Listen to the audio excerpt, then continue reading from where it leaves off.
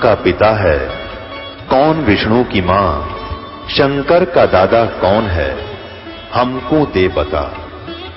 ये जानने के लिए कृपया सुनिए।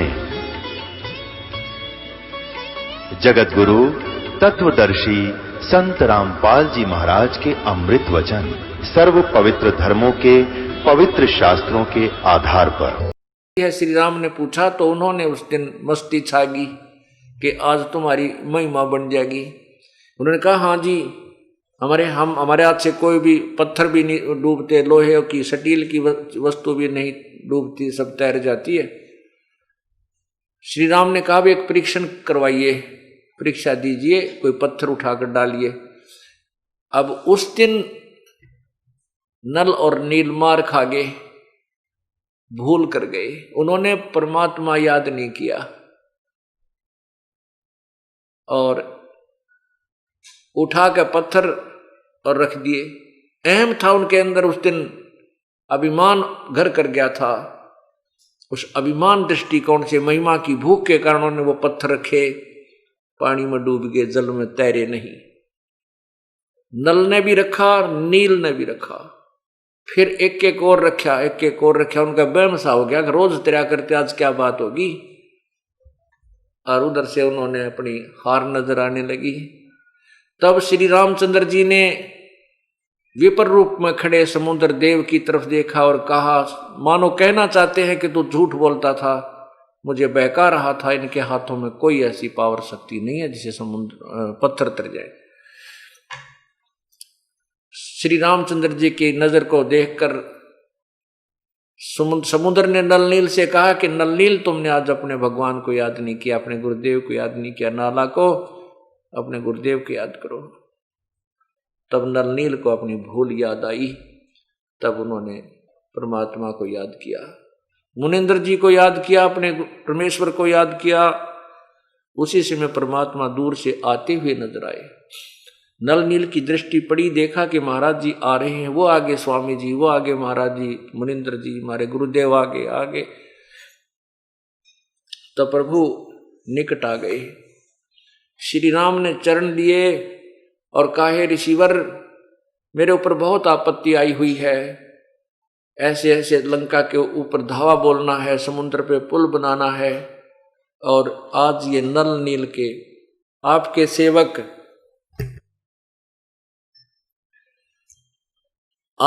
सेवक नल नील के हाथों से भी पत्थर नहीं तैर रहे हैं। परमात्मा बोले, अब इनके हाथों से कभी पत्थर नहीं तैरेंगे, कोई भी वस्तु नहीं तैरेगी, क्योंकि ये अपनी औकात भूल गए।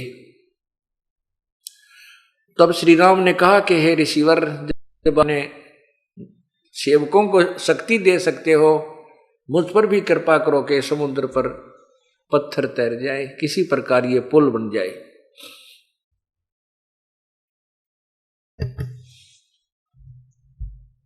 तब परमात्मा मुनिंद्र जी ने अर्थात कबीर देव ने कहा कि मैं इस बहुत बड़े एक पहाड़ था वहां पास में ही, उसके चारों तरफ एक रेखा लगा दी है। परमात्मा ने चारों तरफ अपने उस डंडी से, छड़ी से एक रेखा खींच दी चारों तरफ के उस पहाड़ के, और कहा कि इस रेखा के बीच बीच के पत्थर उठा लो, सारे तैर जाएंगे। उसका भी परीक्षण किया गया। एक पत्थर उठाकर लाया गया और उसको तराश करके, नल नील कारीगर भी थे, ये राज थे, उन्होंने उसकी काटा पीटी करके और समुद्र पर श्री राम ने अपने हाथ ने रखा तो वो तैरने लग गया, औरों ने भी रखा तो वह भी तैरने लग गया, जो भी लाकर उठा के लाया वही तैरने लग गया। तब जी में जी आया और मुनिंद्र जी का शुक्र मनाया। राम और लक्ष्मण ने भगवान मुनिंद्र जी के चरण छुए और कहा, ऋषि जी आपने बहुत उपकार किया। परमात्मा ने कहा, संत उपकारी ही हुआ करते हैं, परोपकारी होते हैं। रे नल नील यतन कर हार, तब सतगुरु से करी पुकार। रे नल नील यतन कर हार, तब सतगुरु से करी पुकार।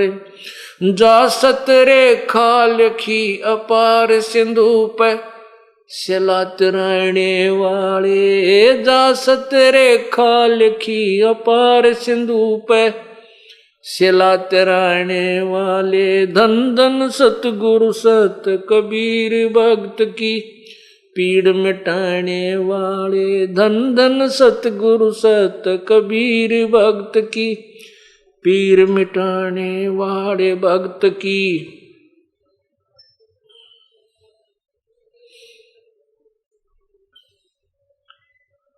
धन धन सतगुरु सत कबीर, भक्त की पीड़ मिटाने वाले। अब पुण्यात्माओं, इस प्रकार समुद्र पर पुल बना और रावण का वध हुआ। अब क्या होता है, पहले हम सुना करते थे जैसे रामचंद्र जी ने विभीषण को लंका का राज्य दे दिया, रावण का बक्कल उतरा, उसका विनाश हो गया, सारे परिवार का नाश हो गया, मंदोदरी बची, विभीषण बचा।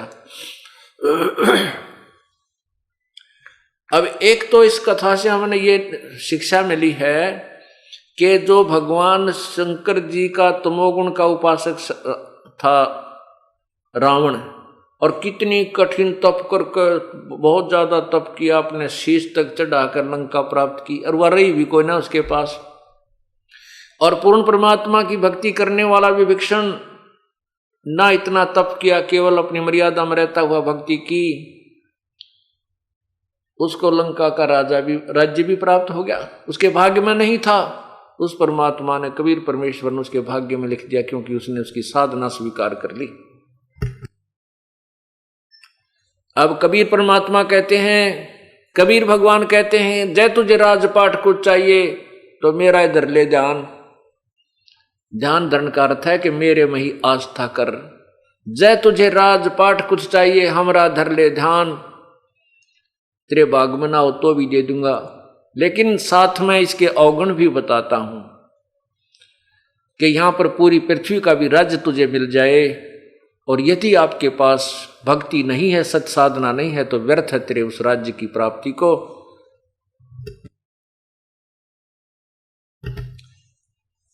लानत है उस राज्य की प्राप्ति को।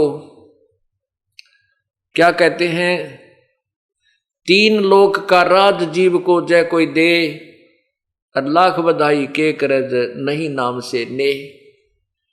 यदि तीन लोक का राज्य भी इस जीव को कोई दे दे, और यदि उसके पास सत्य भक्ति नहीं है, नाम में रुचि नहीं है, तो नो कहें क्या बधाई दे रहे उसको, वो तो अपना जीवन व्यर्थ कर रहा है। तो इस प्रकार परमात्मा बताते हैं कि ये राजपाट अच्छी चीज नहीं है, ये तुम्हें उलझा कर रख लेगा, इस समय पाप बहुत हो जाते।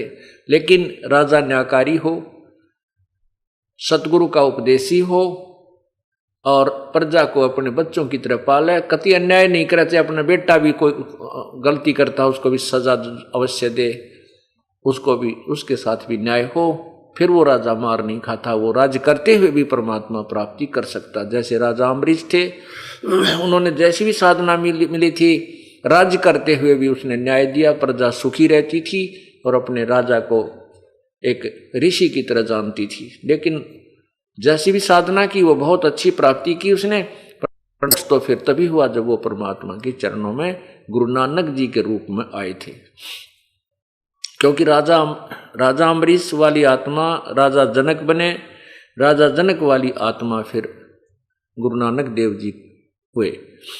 फिर कबीर साहब की शरण में आए, उनको सतलोक दिखाया, तब श्री नानक जी को सचखंड ले गए और वहां से वापस छोड़ा। सब नानक जी का कल्याण हुआ।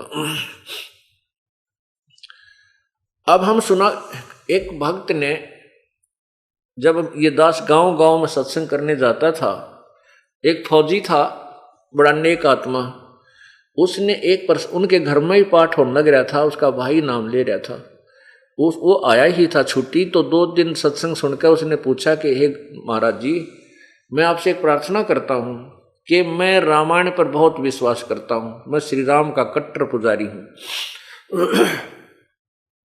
मैंने रामायण को पढ़ा है, उसमें 2 बात खटक रही मेरे। एक तो ये खटक रही है कि उस लंका में सारे राक्षस थे, शराब पीनी है, मांस खानी है, और कोई भी सारे कुबद्दी इकट्ठे हो रहे थे। तो विवेक्षण और मंदोदरी के पास वो राम राम राम नाम की बात कितना आ गई, उनको ऐसा ज्ञान कहां से प्राप्त हो गया? सारी नगरी में 2 ही भगत थे। और दूसरी ये बात खटक रही है,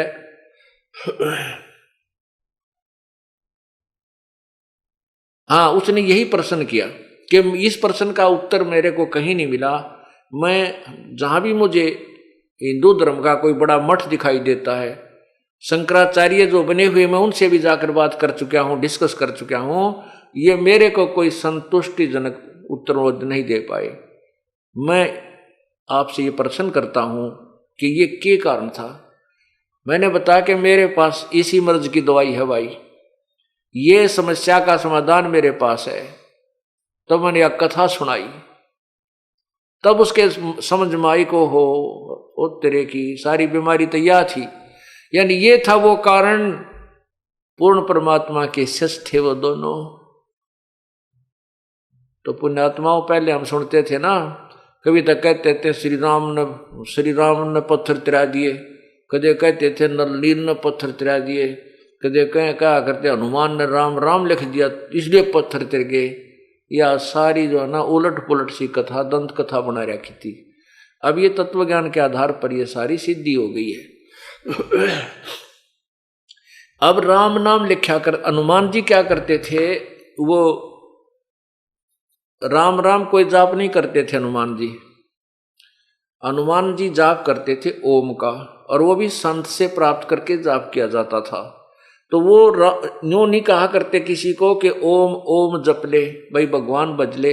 वो उसने कोड वर्ड बना दिया ऋषियों ने कि अपने जो साथी हैं, भगत हैं, कोई उनको नाम की भूल पड़ जाता है, नो क्या करो राम राम भाई। तो सामने वाला भी राम राम कहते ही आपको राम राम कहेगा, और उसको मंत्र याद आ जाएगा जो भूल पड़ गई है, जो गुरुदेव ने दे रखा है, जो चलते फिरते उठते बैठते काम करते करते सिमरन करना होता है। तो या तो वो सुमन कर रहा होगा तो कहेगा राम राम भाई राम राम कि मैं सुमन कर रहा हूं, नहीं कर रहा होगा तो वो फिर भी कहेगा राम राम भाई राम राम, अर्थात मुझे भूल पड़ गई थी। मन मन में सोचेगा ये संकेत दे दिया इस भगत ने, नाम सिमरन करूं, तो आध घंटे तो उसका याद जरूर रहता है। इस दृष्टिकोण से राम राम एक कोड वर्ड था, और जाप करते थे वही जो गुरुदेव ने दे रखा था ओम मंत्र का, क्योंकि इन ऋषियों को केवल ओम नाम का ही ज्ञान था, आगे नहीं था। सो ये दूसरा मंत्र जो तत्व है, ये भी यहां पर परमात्मा ने आकर के प्रकट किया है और किसी ने नहीं। परमात्मा कहते हैं सोहम शब्द हम जग में लाए, सार शब्द हम गुप्त छिपाए। सतनाम का जो दूसरा अक्षर है वो भी हम ही लेकर आए थे, लेकिन सार नाम हम अभी तक किसी को नहीं बताया है। केवल अपने जो तत्वदर्शी संत मेरा आएगा उसको ही प्रकट ये भेद खोला जाएगा। और अधिकारी के बिना अगर ये मंत्र जो पता भी लग जाता है, कोई अपे जाप करता, उससे कोई लाभ नहीं होगा। जैसे किसी ने अपॉइंटमेंट लेटर बना लिया अपने आप, 4 लाइन होती हैं, you are hereby appointed for the post such and such, your paid salary will be such and such, और नीचे एक साइन करता है वो अधिकारी।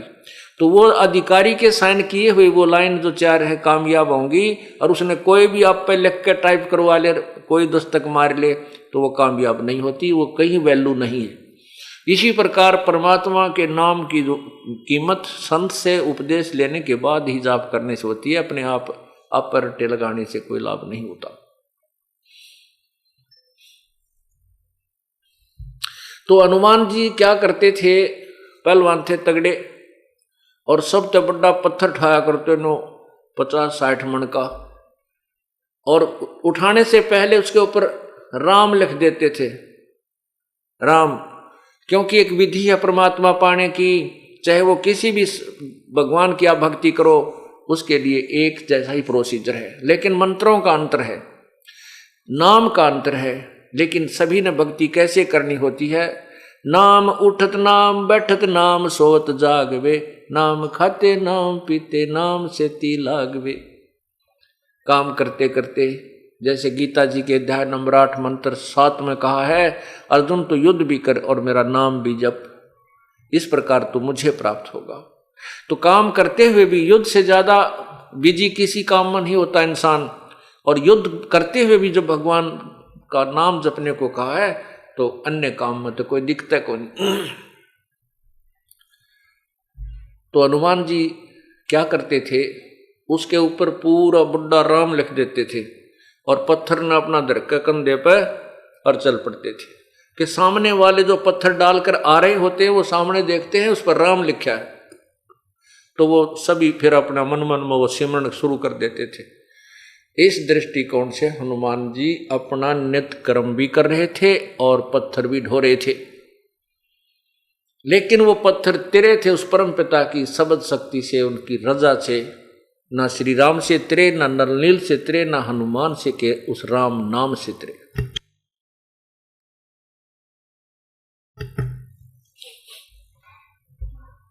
इस प्रकार पूर्ण परमात्मा त्रेता युग में मुनिंदर नाम से आए थे और अपनी शक्ति का, अपनी ताकत का प्रमाण दे करके गए थे और साथ में यथार्थ ज्ञान भी प्रचार किया था।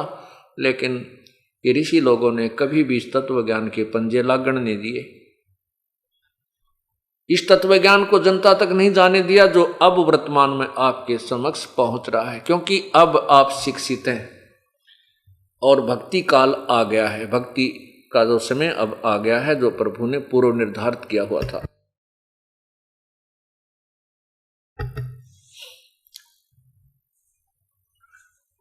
द्वापर युग में परमात्मा करुणा में नाम से आए थे। अब त्रेता युग में आपने सुना कि श्री राम रूप में जब विष्णु जी आए थे उन्होंने कितने कष्ट उठाए। अब श्री राम पूर्ण परमात्मा नहीं है, ये विष्णु जी के अवतार हैं, सतगुण विष्णु जी के अवतार थे और तीनों गुणों की भक्ति करने के लिए गीता जी में मना किया हुआ है। रजगुण ब्रह्मा, सतगुण विष्णु, तमगुण शिव जी। इन तीनों गुणों की भक्ति करने वालों को मूर्ख कहा है गीता जी में, और राक्षस स्वभाव को धारण किए हुए मनुष्यों में नीच कहा है। पुण्यात्माओं, ये दास अपनी ओर से नहीं कह रहा, अपने सदग्रंथों का एक निष्कर्ष निकाल कर यथार्थ जो कि तुम आपके समक्ष रख रहा हूं। आप बुद्धिमान हो, शिक्षित हो, आप स्वयं भी अपनी आंखों से देख सकोगे। अभी आपको गीता जी दिखाऊंगा, उससे पहले इसी विषय में कुछ दो बात बताना चाहता हूं। कबीर परमात्मा समझाया करते थे कि तुम नहीं मानते इस बात को कि हम मान लेते हैं कि तुम्हारे श्री रामचंद्र जिया ने समुद्र पर पत्थर तरा लिए और पुल बना लिया, इसलिए आपने इसको भगवान मान लिया। तो क्या कहते हैं भाई, समुद्र पाट लंका गयो सीता को भरतार, समुद्र पाट लंका गयो सीता को भरतार, अगस्त ऋषि ने सब पी लिए इनमें कौन करता रे। यदि आप लंका इस पुल के समुद्र के ऊपर का पुल बना लेने से, यानी समुद्र को पाट देने मात्र से श्री रामचंद्र जी को भगवान मान रहे हो, तो अगस्त ऋषि ने तो सातों को एक ही घूंट में पी लिया था, तो इनमें कौन सा भगवान।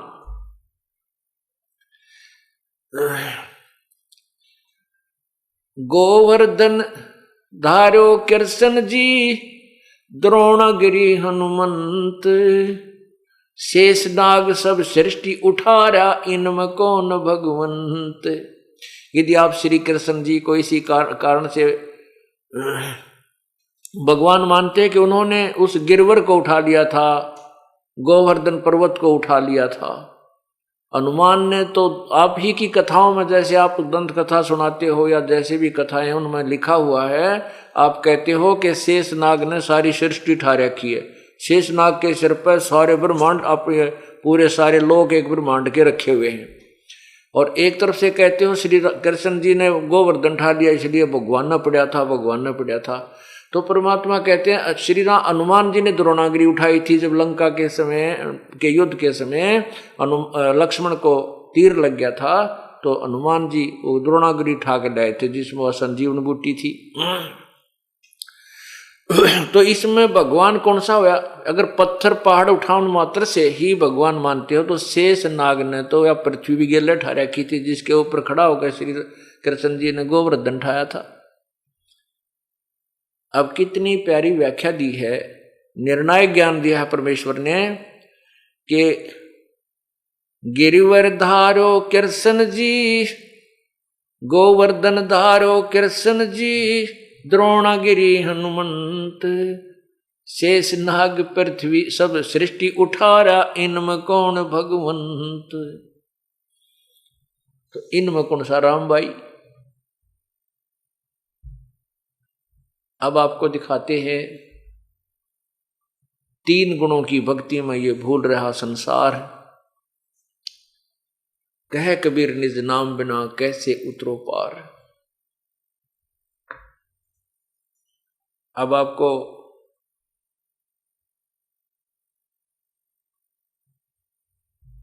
द्वापर युग में परमात्मा आए, इसका प्रकरण सुनाएंगे और इसमें फिर आपको कुछ गीता जी का अंश दिखाएंगे।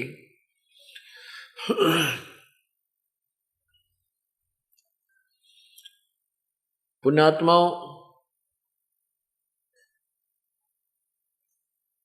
त्रेता युग में, द्वापर युग में परमात्मा आए करुणा में नाम से। उसमें उन्होंने अपने ज्ञान का प्रचार किया। एक वाल्मीकि कुल में एक सुदर्शन नाम का भगत था और परमात्मा कबीर जी ने उस पुण्यात्मा को समझाया, उसके हृदय में यो ज्ञान समा गया। उस सुदर्शन जी ने परमात्मा से उपदेश ले लिया और खूब डट के भक्ति की। पुण्यात्माओं, आपने गीता जी को पढ़ा है, आपने गीता जी को पढ़ा है, अनुवादकर्ताओं ने अनुवाद भी कर रखा है। गीता जी की मूल संस्कृत ज्यों की त्यों है, वो वास्तविक ज्ञान है। अनुवादकर्ताओं ने जो अनुवाद किया है वो यथार्थ नहीं किया, उन्होंने लोकवेद के आधार पर किया है। अब उस भक्त ने, हाँ, जो एक प्रश्न और था मेरे दिमाग नहीं आया, मैं नहीं आया था, अब आ गया। उस फौजी ने उस गांव में ये प्रश्न और किया था कि द्वापर युग में पांडवों ने एक अश्वमेध यज्ञ की थी और उसमें एक शर्त रखी थी कि एक पंचायन शंख, एक शंख रख दिया था अलग से, और उसमें शर्त रखी थी कि जब उस समागम का समापन होगा यज्ञ का और उसमें भोजन करेंगे सभी संत भक्त, यदि वो शंख बज गया तो यज्ञ संपूर्ण होगी, अन्यथा अधूरी रह जाएगी, वह पूर्ण नहीं हुई, उनको लाभ नहीं मिलेगा पांडवों को। ये श्री कृष्ण जी ने कहा था।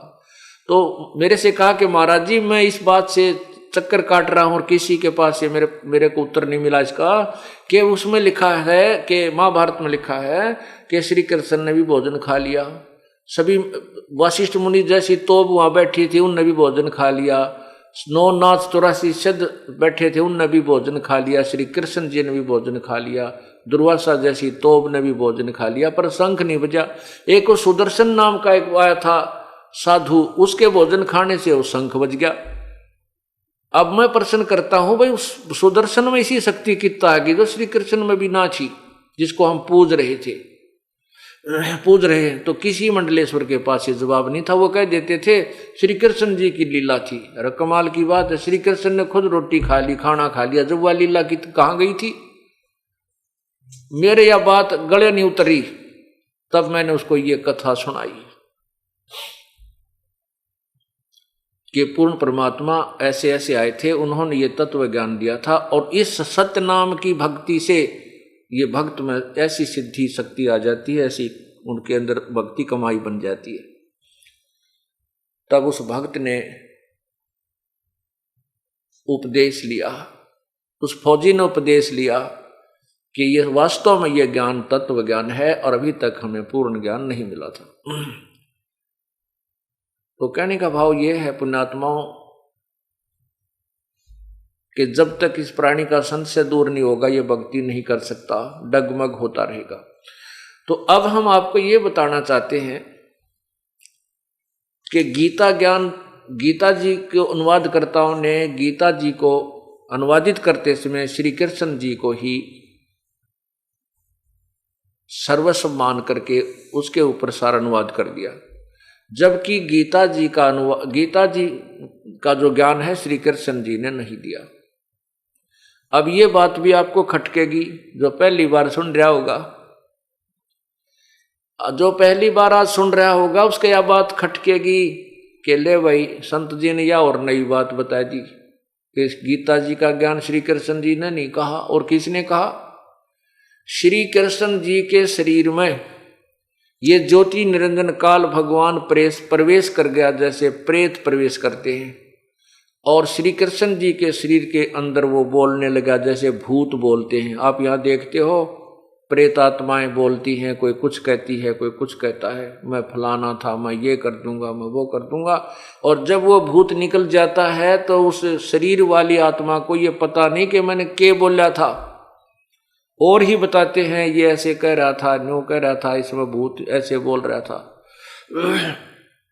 ठीक इसी प्रकार श्री कृष्ण जी के साथ हुआ। श्री कृष्ण जी अर्थात विष्णु जी इस ज्योति निरंजन काल के पुत्र हैं और इसके अधीन हैं। वो 1000 भुजा का भगवान, 1000 कला का भगवान, ये 4 भुजा के अर्थात 16 कला के भगवान हैं।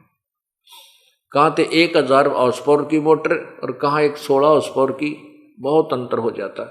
और पूर्ण परमात्मा सुप्रीम पावर है, वो तो पावर हाउस समझो, उसके आगे सब फेल हो जाते हैं। लेकिन यहाँ जो क्रिया हो रही है 21 ब्रह्मांड में, ये सब ज्योति निरंजन काल के द्वारा ही की जा रही है। आपको कुछ गीता जी का ज्ञान सुनाएंगे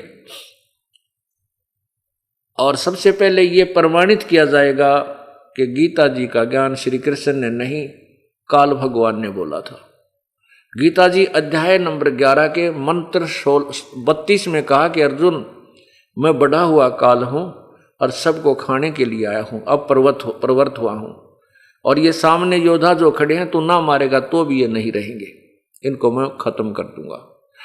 गीता जी अध्याय नंबर 11 के मंत्र 21 में अर्जुन कह रहा, भगवान आप तो देवताओं को भी खा रहे हो, आप तो ऋषियों को भी खा रहे हो जो आपके ही गुणगान वेद मंत्रों के माध्यम से कर रहे हैं, आपसे मंगल कामना करते हैं, अपने जीवन की भीख मांग रहे हैं, आप तो उनको भी खा रहे।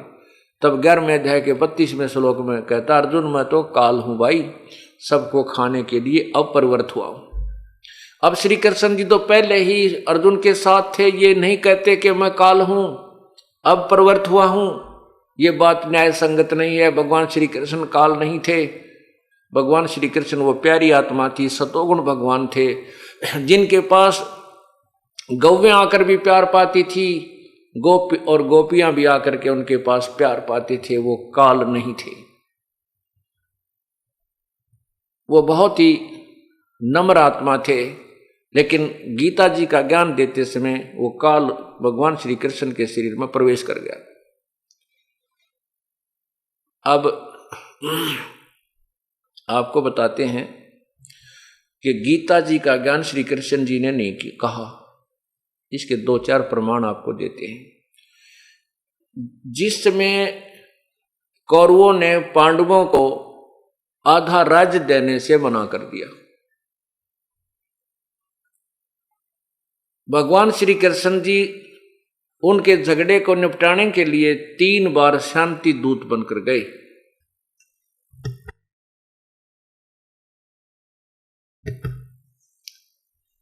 और जाकर शिक्षा देते थे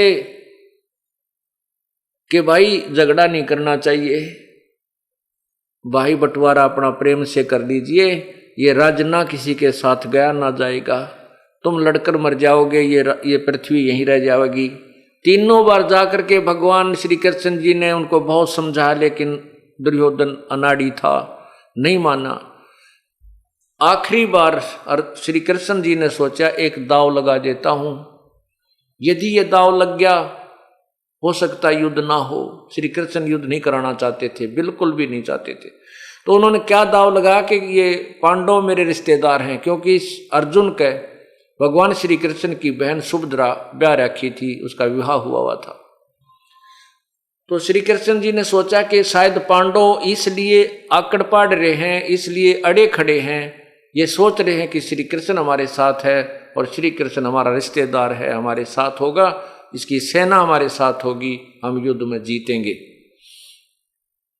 इसलिए श्री कृष्ण जी ने वहां पर पांडव और कौरवों की एक सभा हो रही थी। तो श्री कृष्ण जी ने कौरवों से कहा कि भाई तुम,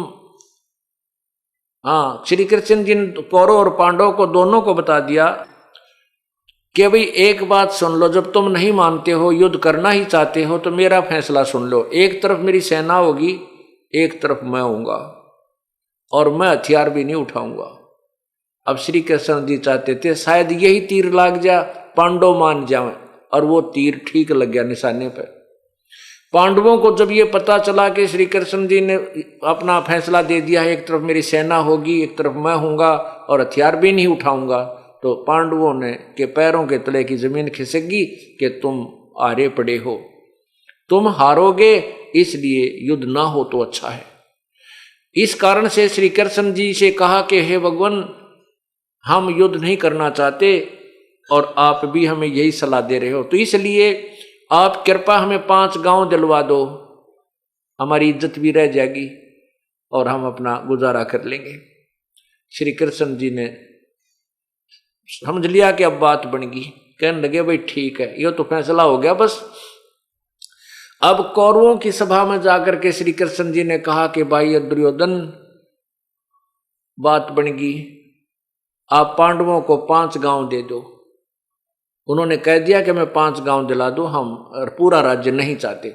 अब दुर्योधन ने सोचा भाई क्यों, पांडव तो डर गए, अब इनको कत्तिये खत्म कर दे, यहां से भाग जाए कि तब मांग के खाओ, मजदूरी कर लेंगे। दुर्योधन नहीं माना, कहने लगे पांडवों के लिए तो सुई की नोक के समान भी जमीन नहीं है, यदि उनमें ताकत है तो युद्ध करके प्राप्त कर सकते हैं। उस समय श्री कृष्ण जी को भी गुस्सा आ गया। श्री कृष्ण जी ने कहा, अरे दुर्योधन तू इंसान नहीं शैतान है, कहाँ आधा राज्य, कहाँ 5 गांव, अरे शैतान मान जा तू, मत ये नाश करावे। अब इस बात से दुर्योधन नाराज हो गया और अपने योद्धाओं से कहा, सैनिकों से, कि पकड़ लो श्री कृष्ण जी को और डाल दो कैद में। अब जो ही योद्धा लोग उठे तो श्री कृष्ण जी ने अपना विराट रूप दिखाया। उसकी चमक के अंदर सभी सैनिक घबरा गए, उनकी आंखें चुंदी आ गई, कोई सोफा के नीचे बढ़ गया, कोई कितना टक्कर मारे, श्री कृष्ण जी बाहर निकल गए। ये पॉइंट याद रखना पुण्यात्माओं कि यहां विराट रूप श्री कृष्ण जी ने दिखाया। गीता जी अध्याय नंबर 11 के मंत्र 47 में कहा कि अर्जुन, ये मेरा विराट रूप है, 1000 भुजा दिखाई, तेजो में शरीर लपट निकल रही है, जीभ निकाल रखी है, कहता है कि ये मेरा विराट रूप है। इस आदि से पहले इस रूप को ना किसी ने देखा और ना ही कोई आगे देख सकता। इस मेरे वास्तविक रूप को, जो विराट रूप मैंने तुझे दिखाया है, मतलब युद्ध के दौरान जो दिखाया था, काल ने दिखाया था, श्री कृष्ण जी ने नहीं दिखाया था। यदि वहां श्री कृष्ण जी ने विराट रूप दिखाया होता तो ये नहीं कहते कि इससे पहले तूने कभी नहीं देखा, ना किसी ने और देखा, ना कोई आगे देख सकता। देखिएगा गीता जी अध्याय नंबर 11 और मंत्र नंबर 47 और 48।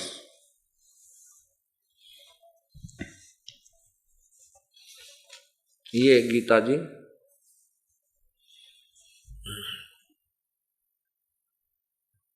श्रीमद् भगवत गीता, गीता प्रेस गोरखपुर से प्रकाशित है। नीचे देखिएगा, जयदयाल गोविंद का इसके अनुवाद करता है। इसमें क्या लिखा है, ये 11वां मंत्र है। इधर देखिए 11वां अध्याय है, ये 47वां मंत्र यानी श्लोक। नीचे देखना, हे अर्जुन, अनुग्रह पूर्वक मैंने अपनी योग शक्ति के प्रभाव से यह मेरा परम तेजो में सबका आदि सीमा रहित विराट रूप तुझको दिखलाया है, जिसे तेरे अतिरिक्त दूसरे किसी ने पहले नहीं देखा था। अब क्या सिद्ध हुआ इससे कि गीता श्री कृष्ण जी ने नहीं बोला, गीता जी का ज्ञान श्री कृष्ण जी ने नहीं बोला।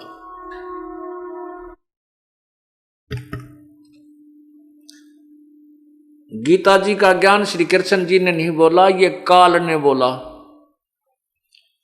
और वो खुद कहता है कि मैं काल हूं, सबको खाने के लिए आया हूं। 11वें अध्याय का अब देखिएगा 32वां मंत्र, यही गीता जी और ये अध्याय नंबर 11। और यहां नीचे देखिए 32 मंत्र,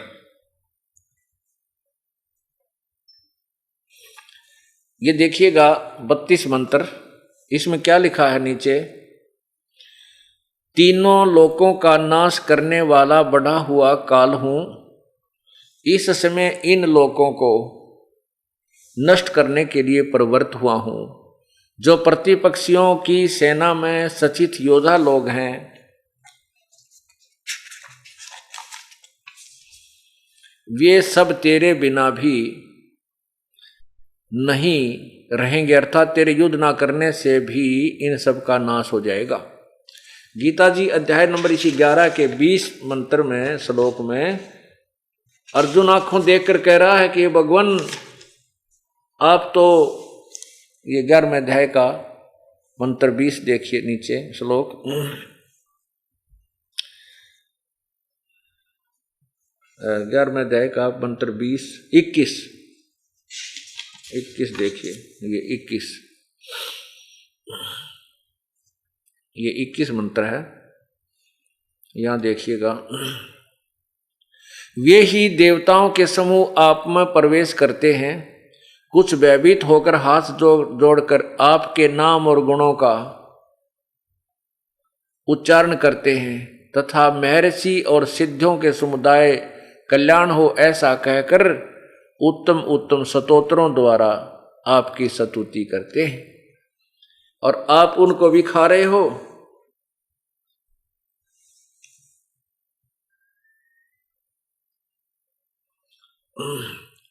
अब एक प्रश्न, इसमें एक और प्रमाण है गीता जी में कि श्री विष्णु भगवान चतुर्भुज है, वो 4 भुजा वाले हैं, 1000 भुजा नहीं है श्री कृष्ण विष्णु भगवान की, तो श्री कृष्ण 1000 भुजा नहीं दिखा सकता। अब यहां लिखा है, अर्जुन कहता है 11वें अध्याय के 46वें श्लोक में कि हे सहस्र बाहु माने 1000 भुजा के भगवान। ये देखिएगा श्रीमद् भगवत गीता जी और अध्याय नंबर 11 के नीचे आइएगा 46 नंबर श्लोक में, ये 46 नंबर श्लोक है। इसमें क्या लिखा है कि मैं वैसे ही आपको मुकुट धारण किए हुए गदा और चक्र हाथों में लिए हुए देखना चाहता हूं, इसलिए हे विश्वरूप, हे सहस्र बाहो माने 1000 भुजा वाले, आप उसी चतुर्भुज रूप से प्रकट होइए। अब इसे सिद्ध हो गया कि श्री कृष्ण जी ने गीता नहीं बोली। ये 2 पॉइंट सिद्ध हो गए। अब तीसरा ये होता है, ये कहते हैं कि श्री कृष्ण जी ने अर्जुन से युद्ध इसलिए करवाया कि अर्जुन अक्षत्रिय धर्म का पालन नहीं कर रहा था, और यदि अक्षत्रिय धर्म का पालन नहीं करेंगे तो उनका जो कर्म नष्ट हो जाता है, उनको पाप लगता है, इसलिए युद्ध करवाया। पहले तो हम मान लेते थे इन बातों को, लेकिन अब ज्ञान हुआ कि ऐसा नहीं था, क्योंकि श्री कृष्ण जी स्वयं अक्षत्रिय थे और मथुरा का राज्य के राजा कंस को मारने के उपरांत वहां का राज्य अपने नाना जी को उग्रसेन को दे दिया था। उग्रसेन बहुत वृद्ध हो गए थे, उन्होंने सारी बागडोर अपने दोहते श्री कृष्ण जी को दे दी थी। उसी समय काल्यावन नामक एक राजा ने, जो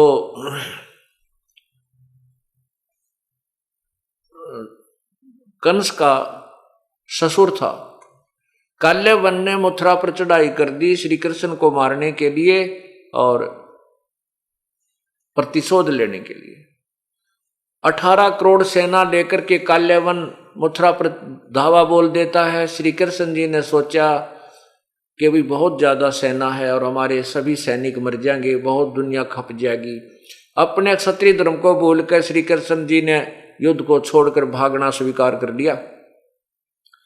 युद्ध के इतने युद्ध अप्रिय समझो, भगवान श्री कृष्ण युद्ध प्रिय नहीं थे। उन्होंने क्षत्रिय धर्म का भी पालन नहीं किया, स्वयं भी नहीं किया, और वो भाग लिए अपने मैदान को छोड़कर। काल्यावन भी उनके पीछे पीछे भाग लिया, क्योंकि राजा से राजा युद्ध करता था, मंत्री से मंत्री, महामंत्री से महामंत्री, सैनिक से सैनिक, ये नियम था पहले। तो राजा के साथ राजा युद्ध करता है, तो श्री कृष्ण के भाग लेने से काल्यावन भी उसके पीछे पीछे दौड़ दिया। श्री कृष्ण जी को मालूम था, कुछ दिन पहले नारद जी ने बता दिया था कि एक गुफा है भगवान यहाँ पर, उसमें एक मुचकंद नाम का एक राजा सोया पड़ा है, उसके अंदर एक ऐसी शक्ति है कि वो 6 महीने जागता है, 6 महीने सोता है। उसने ऐसी सिद्धि प्राप्त कर रखी है कि 6 महीने जब जागता है तो राजाओं से युद्ध करता रहता है, 6 महीने सोता है तो उसको सोते समय बीच में कोई उठा दे तो उसको उसकी आंखों से लपट ऐसे वो तीर निकलते हैं, अग्निबाण छूटते हैं कि वो सामने वाला मर जाता है। इस बात का श्री कृष्ण जी को ज्ञान हो गया। इसी दृष्टिकोण से भी क्यों ना मैं इस मुचकंद को, काल्यावन को मुचकंद से मरवा दूं। श्री कृष्ण जी आगे आगे भाग रहे हैं, काल्यावन पीछे पीछे। श्री कृष्ण जी उसी गुफा में प्रवेश कर गए जिसमें वो काल्यावन ना वो मुचकंद सोया पड़ा था।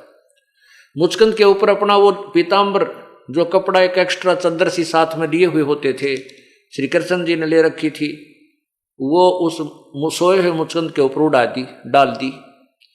अब बाहर से जब काल्यावन गुफा में प्रवेश कर गया तो उसने देखा कि वही कपड़ा ओढ़ के और यह सो गया है, शायद श्री कृष्ण जी यहाँ छुप गया है।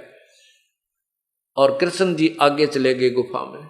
काल्यावन ने मुचकंद को श्री कृष्ण मानकर उसकी टांग पकड़ के घुमा दी कि खड़ा हो कायर, क्यों छुप गया यहाँ आके। मुचकंद की निंद्रा भंग होगी, आंखों से अग्निबाण छूटे, काल्यावन मर गया।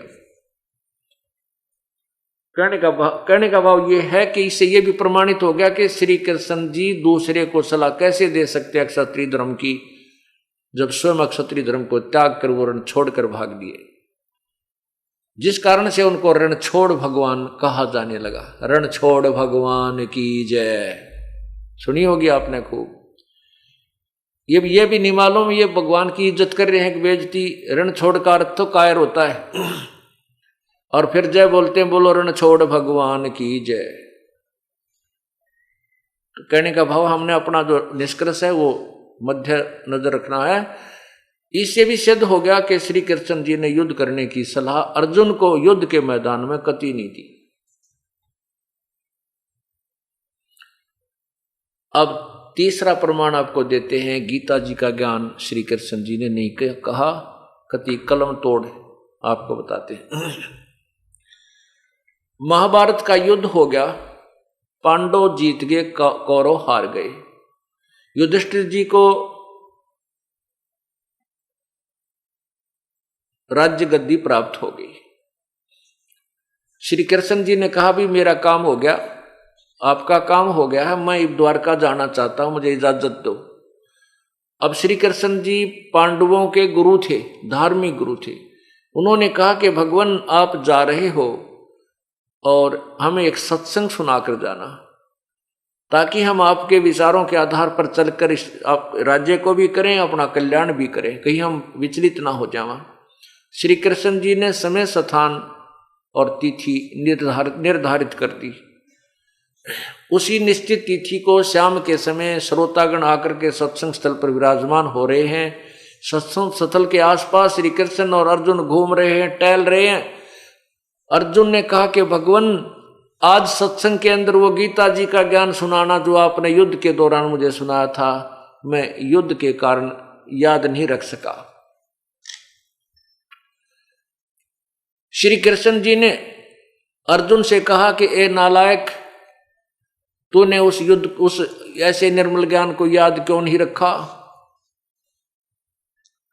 तेरी बुद्धि मुझे अच्छी नहीं लगती। और स्वयं कहते हैं श्री कृष्ण जी कि मुझे अब याद नहीं मैंने क्या कहा था, मैं ज्यों का त्यों नहीं बता सकता। तो इससे क्या सिद्ध हुआ पुण्यात्माओं कि श्री कृष्ण जी ने गीता का ज्ञान नहीं बोला। कति क्लियर हो गया, ये तो कंसेप्ट ही क्लियर हो जाएगा। ये भी आपको दिखाता हूं महाभारत के अंदर। उसमें क्या कहा है कि देखो मैं सत्संग कर रहा हूं और आज पहली बार कोई सत्संग ने 5 दिन सुनेगा, उसका ज्यादा से ज्यादा 40% सत्संग याद रह सकता है, 60% उसको याद नहीं रहेगा। और फिर 10 दिन के बाद वो मुझे कहे कि जी आप वही सत्संग सुनाना जो आपने कबीर साहब के प्रगट दिवस पर सुनाया था 5 दिन वाला। और मैं कहूँ उस श्रोता को जिसने पहली बार सुना था, उसको कहूँ तेरी बुद्धि अच्छी नहीं है नालायक, तूने याद क्यों ना रखा सारा सत्संग। और मैं कहूँ कि मुझे तब याद नहीं मैंने क्या कहा था, मैं जो का तू नहीं बता सकता। इससे सिद्ध है कि मैं नहीं बोल रहा था, उसमें मेरे अंदर कोई और आत्मा बोल रही थी जिससे मुझे याद नहीं।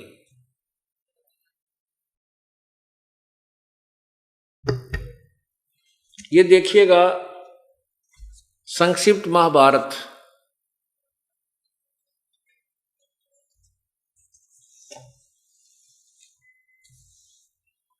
संक्षिप्त महाभारत द्वितीय खंड। ये कहां से प्रकाशित है? गीता प्रेस गोरखपुर से। अंदर से भी देखिएगा।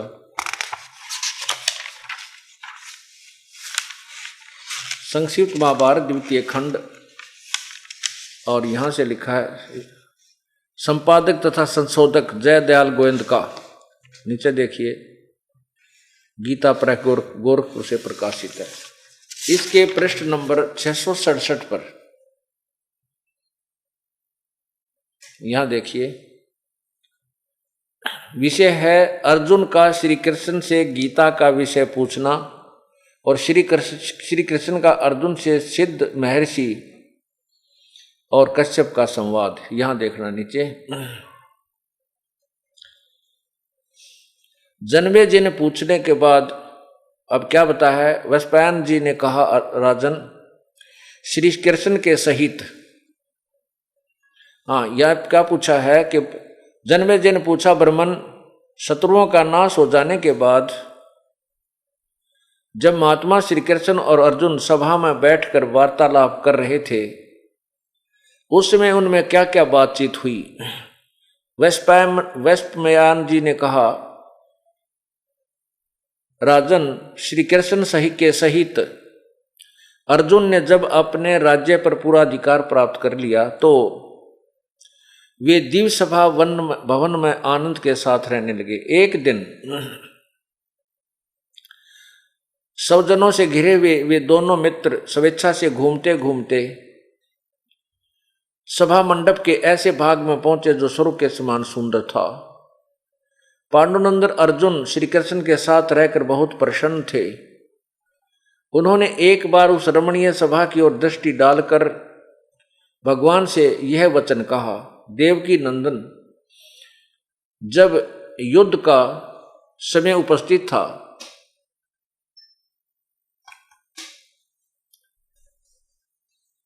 उन्होंने एक बार उस रमणीय सभा की ओर दृष्टि डालकर भगवान से ये वचन कहा, देवकी नंदन, जब युद्ध का अवसर उपस्थित था उसमें मुझे आपके महात्म्य का ज्ञान और ईश्वरीय स्वरूप का दर्शन हुआ था, किंतु केशव, आपने स्नेहवश पहले मुझे जो ज्ञान का उपदेश किया था वह सब इस समय बुद्धि के दोष से भूल गया है। उन विषयों को सुनने के लिए बारंबार मेरे मन में उत्कंठा होती है। इधर आप जल्दी ही द्वारका जाने वाले हैं, अतः पुनः वह सब विषय मुझे सुना दीजिए। वैशंपायन जी कहते हैं, अर्जुन के ऐसा कहने पर अर्जुन ने कहा कि जो युद्ध के समय जो गीता का ज्ञान दिया था वो मुझे फिर सुना दिए। वक्ताओं में श्रेष्ठ महातेजस्वी भगवान श्री कृष्ण ने उन्हें गले से लगाकर इस प्रकार उत्तर दिया। श्री कृष्ण बोले, अर्जुन, उस समय मैंने तुम्हें अत्यंत गोपनीय विषय का श्रवण कराया था, अपने स्वरूपभूत धर्म सनातन पुरुषोत्तम तत्व का परिचय दिया था और नित्य लोकों का भी वर्णन किया था, किंतु तुमने जो अपनी नासमझी के कारण उस उपदेश को याद नहीं रखा, यह जानकर मुझे बड़ा खेद हुआ है। उन बातों को अब पूरा पूरा समझ होना संभव नहीं जान पड़ता। पांडुनंदन, निश्चय ही तुम बड़े श्रद्धाहीन हो, तुम्हारी बुद्धि अच्छी नहीं जान पड़ती। अब मेरे लिए उस उपदेश को ज्यों का त्यों दोहरा देना कठिन है। ओए होए, क्योंकि उस समय योग युक्त होकर मैंने परमात्म तत्व का वर्णन किया था। अब पुण्यात्माओं ये देखिएगा कि श्री कृष्ण जी कह रहे हैं कि वो जो गीता का ज्ञान मैंने तुझे सुनाया था अब ज्यों का त्यों मैं नहीं बता सकता, अब मुझे तो योग युक्त होना पड़ेगा। और कहते तूने याद क्यों नहीं रखा, तू ना समझ है, तेरी बुद्धि ठीक नहीं, तू बुद्धिहीन है। इससे सिद्ध है कि श्री कृष्ण को कुछ भी नहीं पता था कि गीता जी का ज्ञान उसने मैं क्या बोला था। ये एक और प्रमाण आपको देते हैं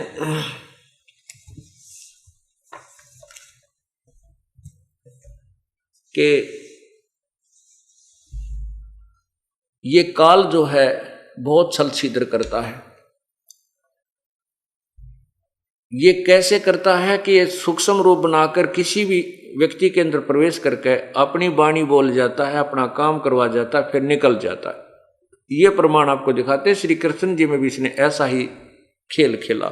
आपको विष्णु पुराण दिखाता हूं।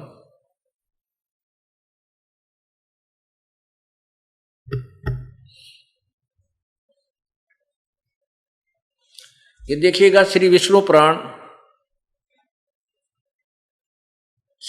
पुराण नीचे देखिएगा, गीता प्रेस गोरखपुर से प्रकाशित है।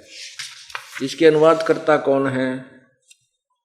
ये है श्री मुनीलाल गुप्त अनुवादक और गीता प्रेस गोरखपुर से प्रकाशित है। इसके चतुर्थ अंश में, ये चतुर्थ अंश है, पृष्ठ नंबर 243, इधर आइए, ये 242 अध्याय 3 है, चतुर्थ अंश का अध्याय 3 है, 242 पर नीचे आइएगा।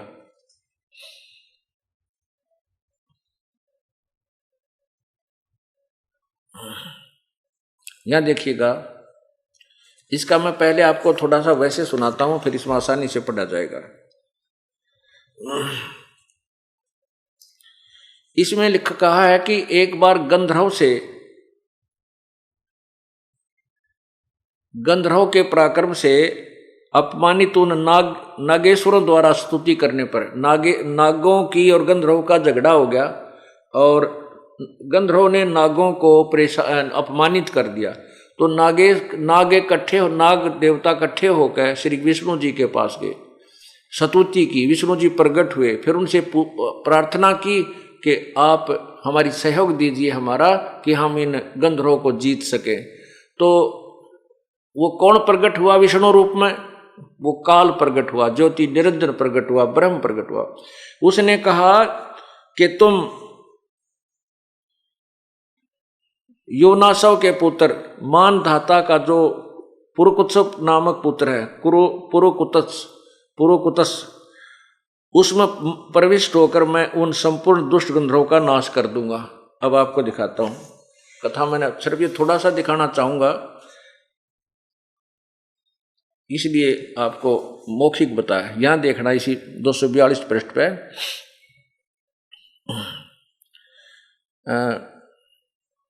गंधर्व के पराक्रम से अपमानित उन नागेश्वरों द्वारा स्तुति किए जाने पर उसके श्रवण करने से जिनकी विकसित कमल सदृश आंखें खुल गई हैं, निंद्रा के अंत में जगे हुए उन जलाशयी भगवान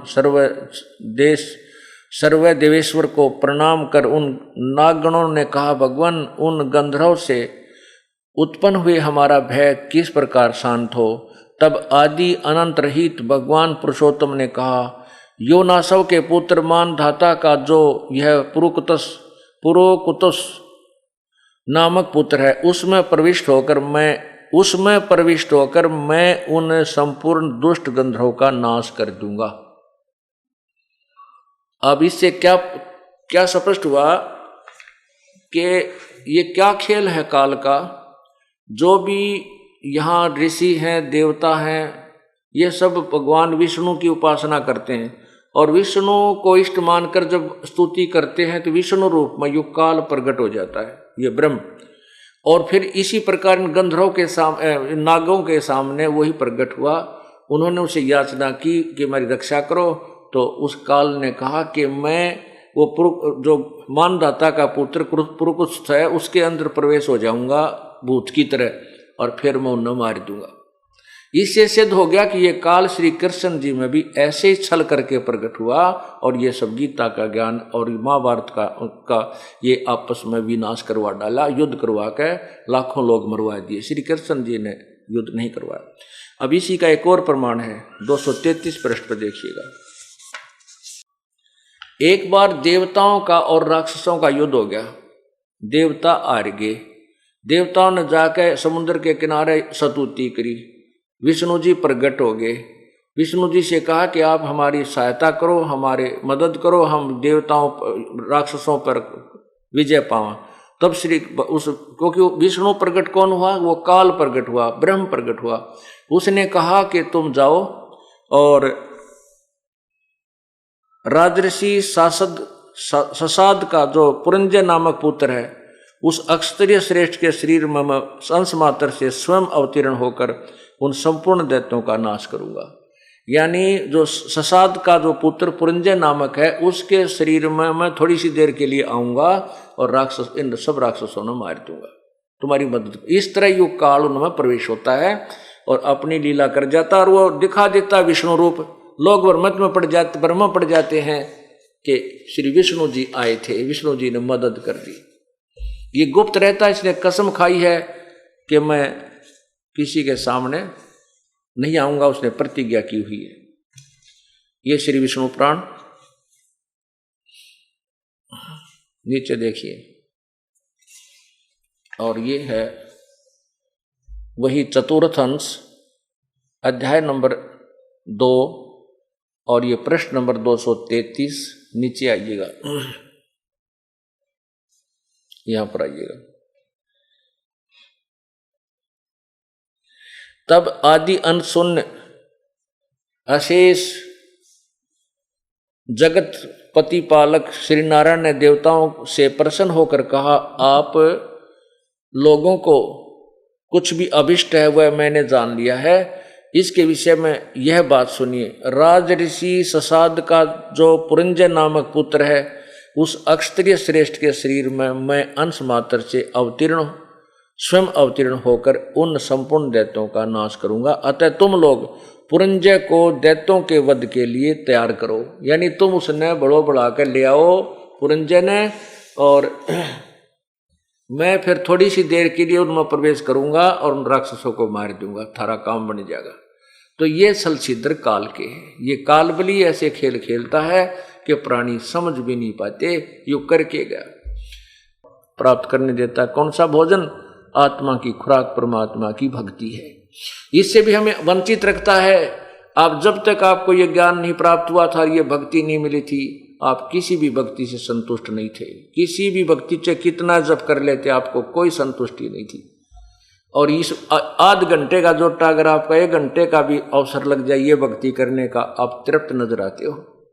ये वो अनमोल धन आपको प्राप्त हो गया है।